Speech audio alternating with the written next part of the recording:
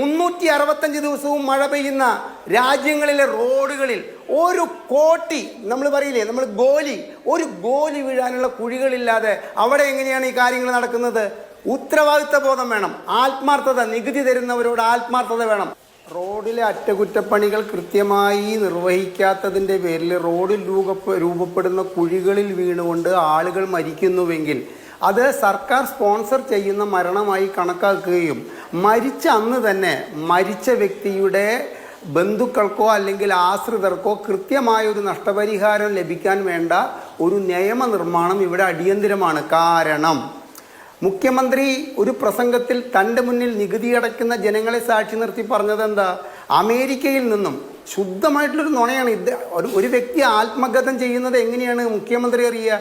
അമേരിക്കയിൽ നിന്നും തൃശ്ശൂരെത്തിയ ഒരു വ്യക്തിയുടെ അമ്മ വീട് തൃശ്ശൂരാണ്, അച്ഛൻ വീട് പാലക്കാടാണ്.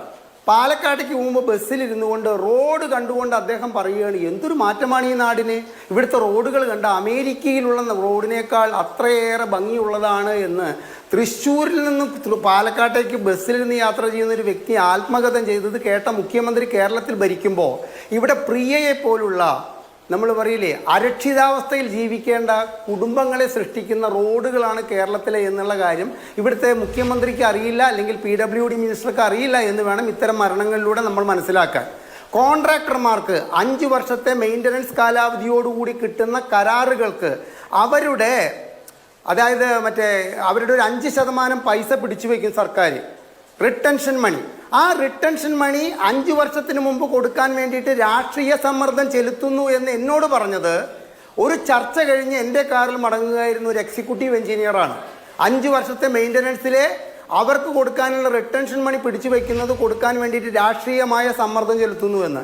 കേരളത്തിൽ ഇത്തരത്തിലുള്ള അപകടങ്ങൾ ഇല്ലാതാകണമെങ്കിൽ അഭിലാഷെ, രാഷ്ട്രീയക്കാരും അതുപോലെ തന്നെ PWD കോൺട്രാക്ടർമാരും ഇവിടുത്തെ സർക്കാർ ഉദ്യോഗസ്ഥരും തമ്മിലുള്ള ഒരു ട്രയാങ്കിളിനുള്ളിൽ നിന്നുള്ള കളി അവസാനിപ്പിച്ചുകൊണ്ട് BOQവിലുള്ള ടെൻഡറിലുള്ള കൃത്യമായിട്ടുള്ള ജോലികൾ അതേ മാനദണ്ഡത്തിൽ ചെയ്യാനുള്ള ഒരു സംവിധാനം നമുക്ക് വേണം. അഭിലാഷിൻ്റെ യാത്രയിൽ ഈ റോഡ് പണി നടക്കുന്ന എവിടെയെങ്കിലും ഒരു PWD സൂപ്പർവൈസറെ അഭിലാഷ് കണ്ടിട്ടുണ്ടോ?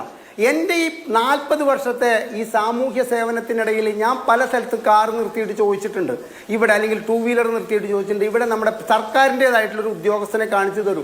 എവിടെയുമില്ല. റോഡ് ബോറിങ് ചെയ്തുകൊണ്ട്, റോഡിൻ്റെ ടാറിങ് കഴിഞ്ഞു കഴിഞ്ഞാൽ കോർ കട്ടിങ് ചെയ്തുകൊണ്ട് ഒരു പീസ് എടുത്തിട്ട് ലബോറട്ടറിയിൽ പോയി ടെസ്റ്റ് ചെയ്യണം. ഇവിടെ എത്ര മെറ്റൽ ഉപയോഗിച്ചിട്ടുണ്ട്, എത്ര ബോൾഡർ ഉപയോഗിച്ചിട്ടുണ്ട്, എത്ര ടാർ ഉപയോഗിച്ചിട്ടുണ്ട്. അതിനെ കോൺട്രാക്ടർ പറയുന്ന സ്ഥലത്താണ്. ഓർമ്മ വെച്ചോളൂ, വെള്ളാനകളുടെ നാട്ടിൽ മോഹൻലാൽ പറയുന്നില്ലേ, ഇവിടെ കുഴിക്കരുത്, അവിടെ കുഴിച്ചിട്ട് എടുക്കൂ. അപ്പം അതുപോലും ഇവിടുത്തെ ഉദ്യോഗസ്ഥർ വഴങ്ങുന്നത് ഇവിടുത്തെ കോൺട്രാക്ടർമാരുടെ സംഘടിതമായ ബലത്തിന് മുന്നിലാണ്. ഞാൻ ഈ വിഷയത്തിൽ നിന്ന് ശ്രീ പ്രിയയുടെ വിഷയത്തിലേക്ക് ഒന്ന് കടക്കുകയാണ്. അഭിലാഷ്, ഒരു കാര്യം ആലോചിച്ച് നോക്കണം. തങ്ങളുടെ MLA മരിച്ചപ്പോൾ മകനെ പിൻവാതിൽ നിയമനം നൽകിയതിനെ ന്യായീകരിക്കാൻ വേണ്ടി കേരള ഹൈക്കോടതിയിലും സുപ്രീം കോടതിയിലും കേസ് നടത്താൻ 22 ലക്ഷം രൂപ ചെലവാക്കിയ ഒരു സർക്കാർ ഇവിടെ ഭരിക്കുമ്പോൾ, സർക്കാരിൻ്റെ പിഴവ് കൊണ്ട് ഒരു കുഴിയിൽ വീണു മരിച്ച ഒരു പാവപ്പെട്ട മനുഷ്യൻ്റെ ഭാര്യ ഒരു മുഖ്യമന്ത്രിയുടെ ദുരിതാശ്വാസ നിധിയിൽ നിന്ന് ഒരു സഹായം കിട്ടാൻ വേണ്ടി ഒരു അപേക്ഷ നൽകിയപ്പോൾ MLAയുടെ കവറിംഗ് ലെറ്റർ ചോദിക്കേണ്ട വിധത്തിൽ ഇന്ത്യൻ ജനാധിപത്യത്തിൻ്റെ നിയമവ്യവസ്ഥിതി തകർന്നു പോയെങ്കിൽ അത് നമ്മുടെ കേരളത്തിൻ്റെ അപച്യുതിയാണ്. അഭിലാഷേ, ഒരു പാവ സ്ത്രീ, ഇവർ നിങ്ങളുടെ 2 to 4 പരിപാടിയിലെ ഒരു മാസം മുമ്പ് ഞാനും ശ്രീ ഉപേന്ദ്രനാരായണനും ഉണ്ടായിരുന്നു, അവർ പങ്കെടുത്തിട്ടുണ്ടായിരുന്നു. അന്ന് എന്നെ കുറേ ദിവസം അലട്ടിയ പ്രശ്നമാണ് ആ സ്ത്രീ. ജീവിക്കാൻ വഴിയില്ലാത്ത വിധത്തിൽ ഒരു കുടുംബത്തെ അനാഥമാക്കി നമ്മുടെ സർക്കാരിൻ്റെ നിഷ്കർഷബോധമില്ലാത്ത നിർമ്മാണ പ്രവർത്തനങ്ങളുടെ അപാകത മൂലം ആ സ്ത്രീ കുടുംബം അനാഥമായി.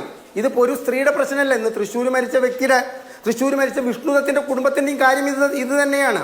ഫിറ്റ്നസ് എന്ന് പറഞ്ഞിട്ട് ഇവിടെ ഒരു പ്രഹസനം നടക്കുന്നുണ്ട് മോട്ടോർ വെഹിക്കിൾ ഡിപ്പാർട്ട്മെൻറ്റ്. അഭിലാഷിനറിയാലോ, വാഹനങ്ങൾ 1 കൊല്ലം 2 കൊല്ലം കഴിഞ്ഞ് കഴിഞ്ഞാൽ ഫിറ്റ്നസ്സിന് പോകണം.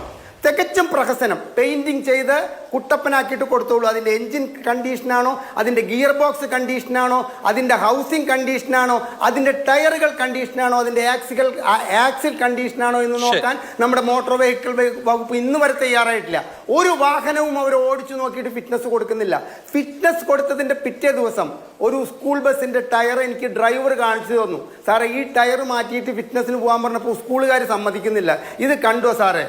ഫിറ്റ്നസ് കഴിഞ്ഞൊരു വണ്ടിയുടെ 2 ടയർ കുഞ്ഞു കുട്ടികളെ ആ വണ്ടിക്ക് എന്തെങ്കിലും അപകടമുണ്ടായാൽ 20ഓ 22ഓ കുട്ടികൾക്ക് മരണം വരെ സംഭവിക്കാവുന്ന വിധത്തിൽ ഫിറ്റ്നസ് കൊടുക്കുന്ന ഒരു മോട്ടോർ വാഹന വകുപ്പും അതിനെ പിന്താങ്ങുന്ന ഒരു പോലീസും അതിനെ പിന്താങ്ങുന്ന ഒരു PWDയും.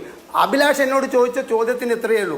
ഏകോപനമില്ല അഭിലാഷ്. ഇവിടെ PWD ഡിപ്പാർട്ട്മെന്റും പോലീസും ഇവിടുത്തെ മോട്ടോർ വാഹന വകുപ്പും ഏകോപനത്തോടു കൂടിയിട്ട് ഇവിടുത്തെ നിർമ്മാണ പ്രവർത്തനങ്ങളിലും നിർമ്മാണം കഴിഞ്ഞ സ്ഥലത്ത് അപകട സൂചന നൽകുന്ന ഇത്തരം ബോർഡുകൾ സ്ഥാപിക്കുന്ന കാര്യത്തിലും നിഷ്കർഷത പുലർത്തിയാൽ അടുത്ത വർഷം നമുക്ക് ഈ വർഷക്കാലത്ത് ഇത്തരത്തിൽ ഒരു വരിയും കൂടി എന്നെ പറയാൻ സമ്മതിക്കണം. എക്സ്ട്രീം വെതർ കണ്ടീഷൻ എന്ന് താങ്കൾ പറഞ്ഞു, അത് തെറ്റാണ്. 365 ദിവസവും മഴ പെയ്യുന്ന രാജ്യങ്ങളിലെ റോഡുകളിൽ ഒരു കോട്ടി, നമ്മൾ പറയില്ലേ, നമ്മൾ ഒരു ഗോലി വീഴാനുള്ള കുഴികളില്ലാതെ അവിടെ എങ്ങനെയാണ് ഈ കാര്യങ്ങൾ നടക്കുന്നത്? ഉത്തരവാദിത്ത ബോധം വേണം, ആത്മാർത്ഥത, നികുതി തരുന്നവരോട് ആത്മാർത്ഥത വേണം. അതില്ലാത്തതിൻ്റെ പേരിൽ നമുക്കൊക്കെ വീട്ടിൽ നിന്നിറങ്ങിയാൽ തിരിച്ചെത്തിയെങ്കിൽ എത്തി എന്ന അവസ്ഥയിലേക്ക് നമ്മുടെ കേരളത്തിലെ റോഡുകൾ രൂപാന്തരപ്പെട്ടു എന്ന് വേണം മനസ്സിലാക്കാൻ. ശരി.